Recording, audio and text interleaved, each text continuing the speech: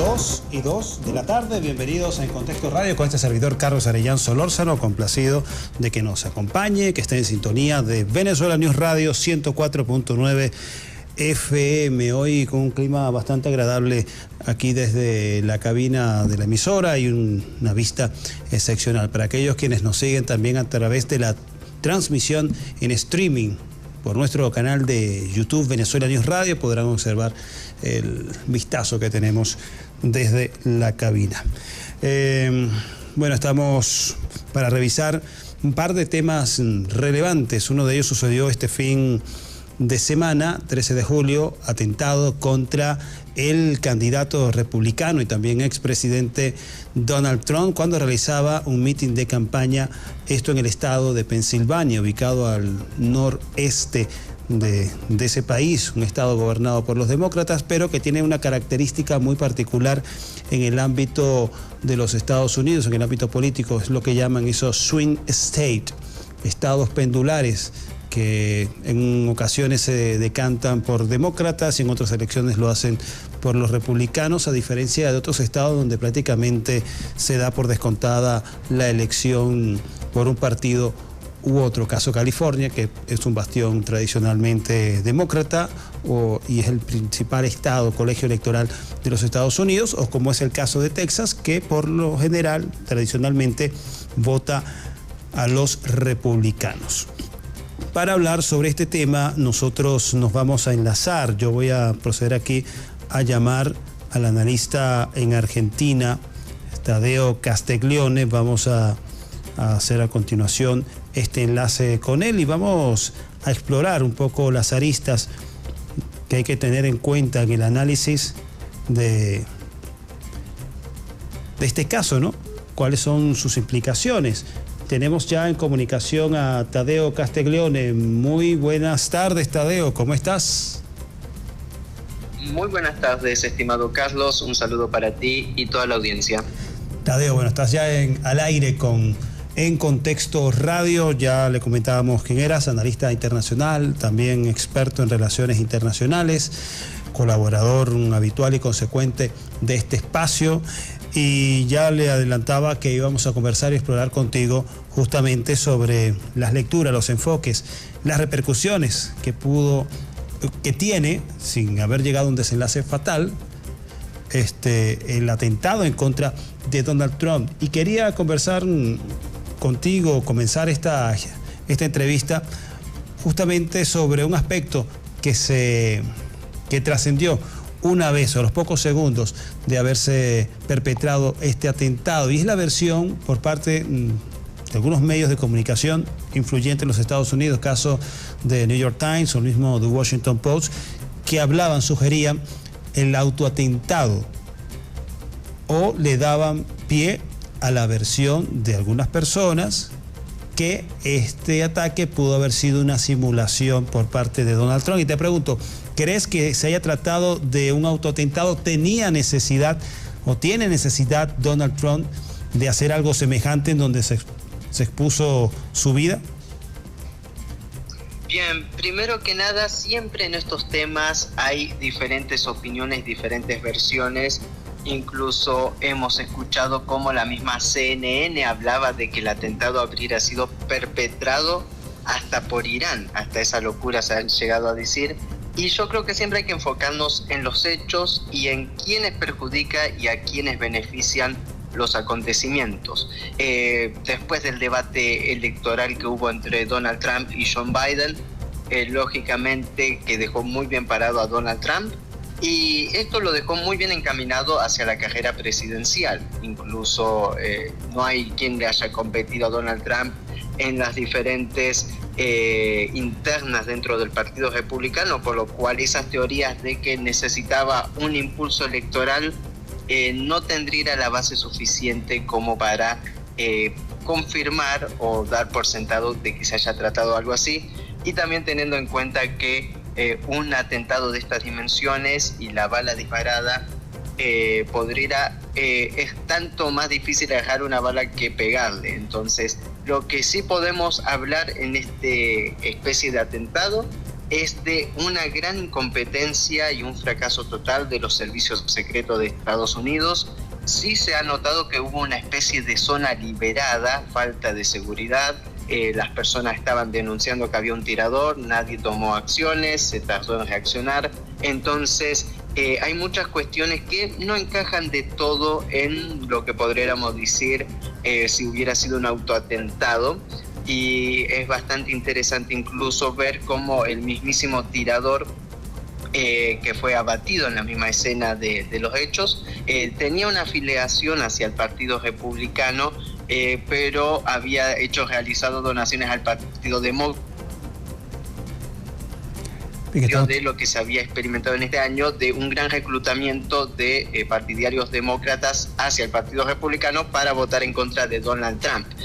Más o menos ese es el contexto a línea general. A mi opinión, yo creo que fue un atentado claro, en tentativa de fracaso, pero que tiene muchas implicancias dentro de la compleja y problemática política local en Estados Unidos que se viene acarreando hace años, que demuestra claramente un estado en descomposición. Hablando justamente de ese estado en descomposición, Tadeo, haciendo algún tipo de proyección de qué hubiese podido pasar en los Estados Unidos si llega a salir malogrado Donald Trump en este ataque o atentado. ¿Eres de la opinión, de la versión de que se hubiese desatado algo parecido a una guerra civil? Porque es lo que más se repite en algunos de estos reacciones o análisis un poco más escandalosos, por decirlo de alguna forma. Más temprano conversaba con el profesor David Ramonet de Executive Intelligence Research y me hablaba de un escenario de enfrentamiento, pero no de esa envergadura. Hablaba de caos. ¿Cuál de esos dos escenarios crees que hubiese sido muy probable en caso de que este atentado haya tenido la posibilidad de generar un mayor daño sobre Donald Trump, más allá del rozón en su oreja? Sí, yo creo que hubiera habido también caos local, desenfrenado en muchos aspectos, pero no directamente una guerra civil, porque dentro de las guerras civiles tendría que ser entre los diferentes estados que componen los Estados Unidos, los 50 estados.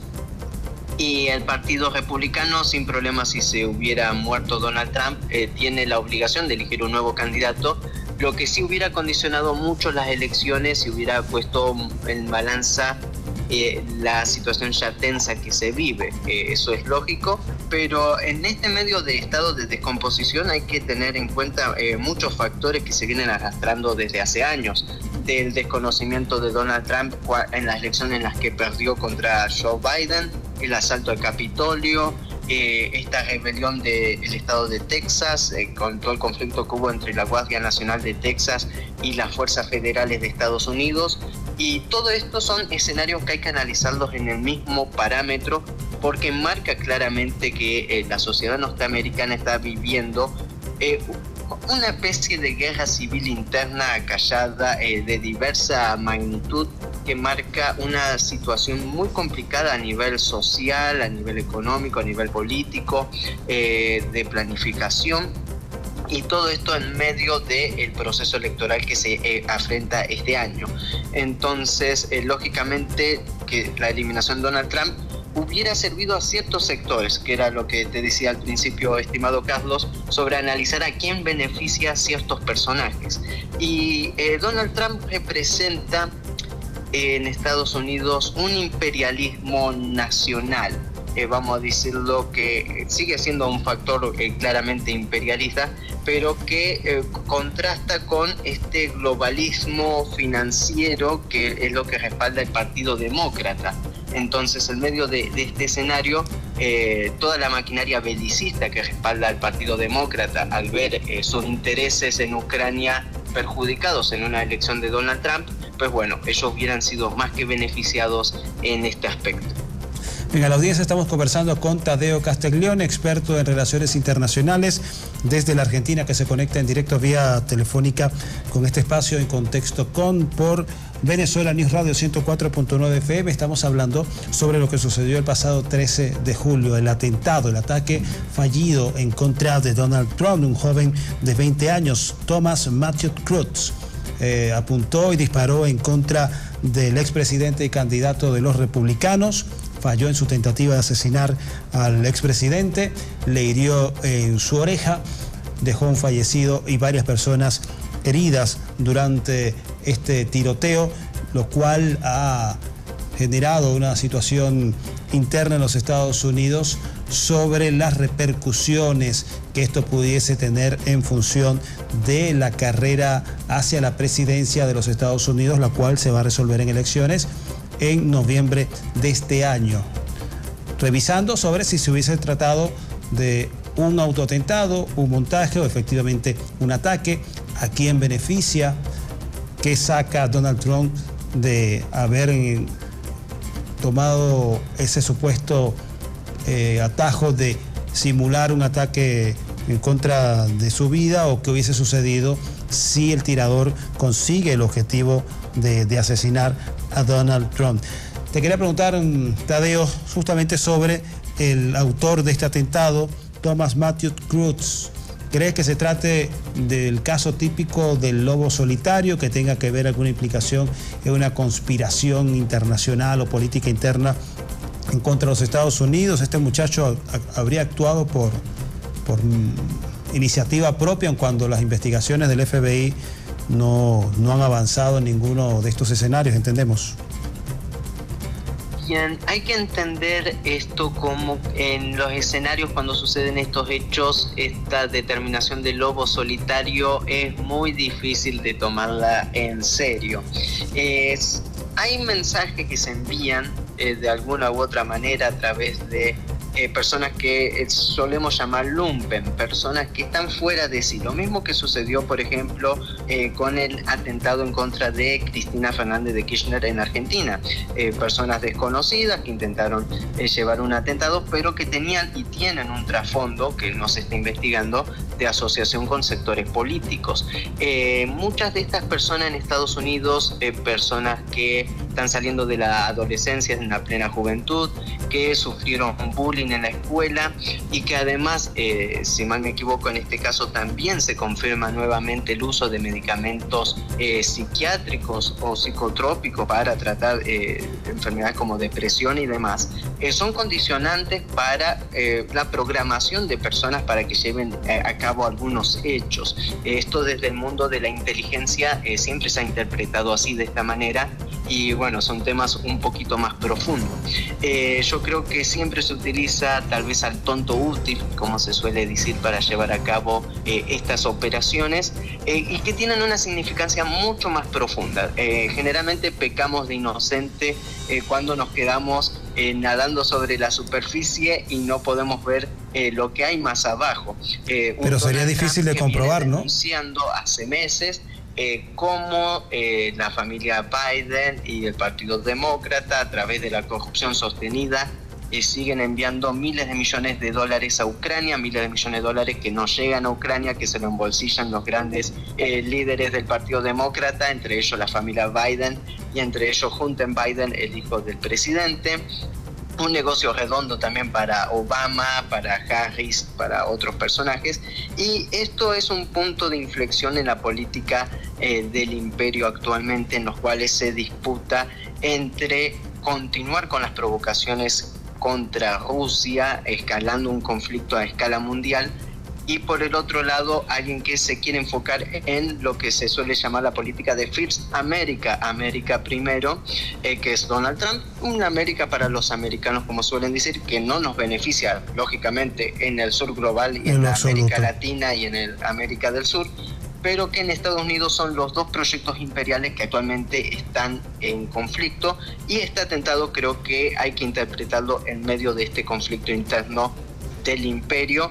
Y no creo en la teoría del lobo solitario, sí en esto que te comentaba de personas que por A, por B o por C se le pueden acomodar algunas ideas para llevar a cometer esos hechos. Un detalle interesante, Carlos, fue que este muchacho aparecía en un video de BlackRock, de estas organizaciones de los fondos económicos de Estados Unidos, que tienen mucho interés en que el Partido Demócrata vuelva a repetir en las elecciones. Creo que es un detalle no menor para tener en consideración también. Bueno, un detalle que no podemos decir que sea concluyente, pero sí llamativo, y también como la teoría o la hipótesis que explicas de que se trate de un diseño hacia la creación de este atentado. Creo que lo planteó también esta semana un invitado del Coronel, el canal del Coronel, Pedro Baños. No fue Pedro Baños, sino uno de sus invitados. Hablaba justamente sobre este tema de alguna especie de programación que según desarrollan algunas agencias de inteligencia, pero lo cual sería difícil de comprobar. Entendemos así que todavía está en el plano de las hipótesis. 2:17 de la tarde, está en sintonía de Venezuela News Radio y en Contexto Radio con este servidor Carlos Arellán Solórzano. Estamos en conversación en directo con Tadeo Castiglione, abordando lo que fue el atentado en contra de Donald Trump el pasado 13 de julio. Tadeo, también sería llamativo en el análisis tener en cuenta que este atentado sucede también semanas después de lo que fue ese primer debate entre Trump y Biden, en donde además de la nota llamativa de un Biden extraviado, también fue muy llamativa la vehemencia con que Donald Trump dijo que pudiese resolver el conflicto en Ucrania incluso antes de llegar a la presidencia en enero del próximo año, cuando asumiría formalmente en caso de ganar. ¿Crees que sea una desafortunada casualidad aquellos que digan que, bueno, es un plan para detener a Trump y seguir perpetuando el conflicto en Ucrania y con ello el negocio de la guerra? Creo que van atados de la mano. Estas proclamas de Donald Trump, no es que Donald Trump sea a favor de la paz o que de alguna u otra manera sea un representante que a nosotros desde nuestra visión sea positivo. Hay que entenderlo dentro del imperialismo norteamericano. Pero si alguien puede evitar una escalada nuclear en Europa del Este en contra de Rusia, ese es precisamente Donald Trump. Es el único punto a favor o ventaja que lo podríamos analizar. Lo ha dicho en discursos, incluso lo ha dicho cuando se enfrentó contra el mismo Zelensky. Le dijo, en su país están amparando la corrupción de la familia Biden, que se lo dijo meses antes de perder las elecciones en aquella primera ocasión contra John Biden. Entonces hay algunos factores muy interesantes que analizar. Es interesante esta conexión que se hace porque fueron no mucho tiempo de diferencia de lo que dijo Biden. Tuvimos también la cumbre de la OTAN, en los cuales se volvió a decir enemigo número 1 Rusia y enemigo número 2 China, y esto fue algo muy fuerte porque salió en las mismas declaraciones de la cumbre de la OTAN y cómo se siguen preparando para una guerra o la hipótesis de una guerra. Entonces creo que también es lo que dijo el primer ministro Viktor Orbán, de que quien puede detener el tren de la guerra en estos momentos es Donald Trump. Y en medio de este contexto que se haya dado este atentado también complica bastante todo ese panorama.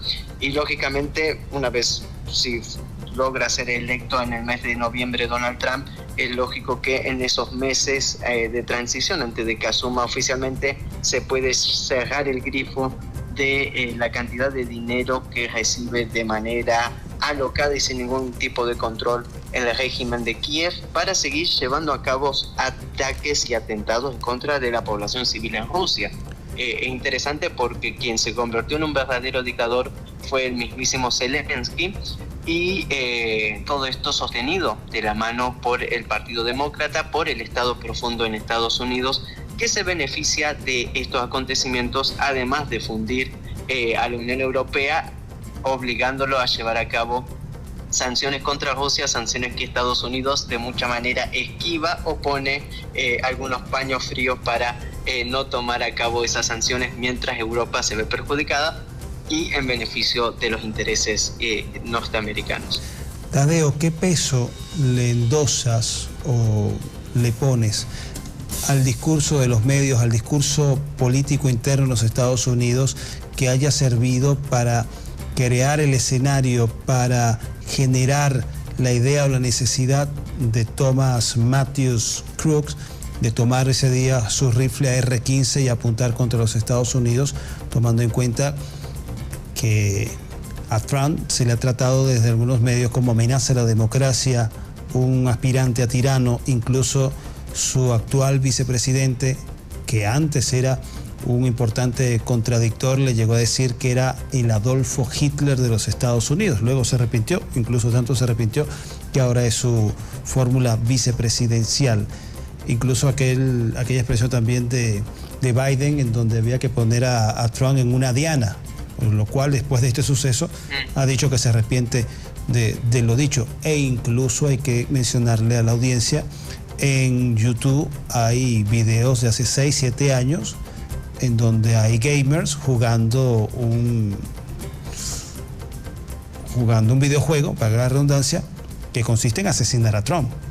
¿Crees que todo este andamiaje de narrativas y de videojuegos, entre otras cosas, hayan contribuido a crear la normalización de la idea de que alguien tiene que salir a matar a Trump? Lógicamente, y creo que es algo también que está impregnada en la cultura política de Estados Unidos. Veamos cuántos atentados contra presidentes se han hecho a lo largo de la historia y cómo esto de alguna u otra manera marca también que lo que muchas veces se nos vende como algo sumamente estable, en realidad es mucho más convulso de lo que nos podemos imaginar, que es la política interna en los Estados Unidos.